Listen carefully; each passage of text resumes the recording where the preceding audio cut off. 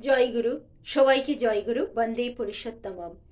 তো সহজে কি করে ঈশ্বর লাভ করা যায়? ঈশ্বর লাভ তখনই সম্ভব যখন মনটাকে আমরা কেন্দ্রীভূত করি। আমরা নিজেদেরকে সেই শরীর মন এক জায়গায় নিবদ্ধ রাখতে পারি। যে কোনো চক্রে আমাদের শ্রী ঠাকুর বললেন আজ্ঞাচক্রে মন স্থির করতে। আর যত আমরা সুকেন্দ্রিক হব ততই কিন্তু আমরা সহজে তাঁকে পাব। যে কোনো বিষয়ে কেউ যদি খুব পারদর্শী থাকে, কেউ ভালো গান জানে, কেউ ভালো নৃত্য পারদর্শী হয়, তো কেউ ভালো বাজাতে পারে, তো কেউ পড়াশোনায় ভালো। এই একাগ্র মন নিয়ে কেউ ভালো এমনি হয় না। ভালো গান করতে হলে মনটাকে তার সেই সুকেন্দ্রিক করা লাগে, তবেই তো ভালো গান হয়।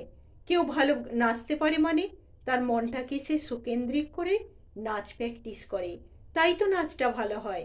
সেই এক মন এক প্রাণ নিয়ে যখন কেউ ঈশ্বরের দিকে এগোয় তখন সহজেই ঈশ্বর লাভ হয়।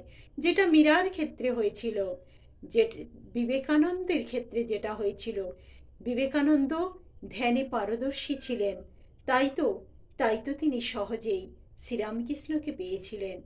এক মন এক প্রাণ না হলে কখনোই তাকে পাওয়া যায় না। আমরা কি করি? মনটাকে চারদিকে ছড়িয়ে ছিটিয়ে রাখি, তাই তো তাকে আমাদের পাওয়া সম্ভব হয় না। সারা জীবন লেগে যায়, কত জন্ম জন্মান্তর চলে যায়, তবুও কিন্তু তাকে আমরা পাই না।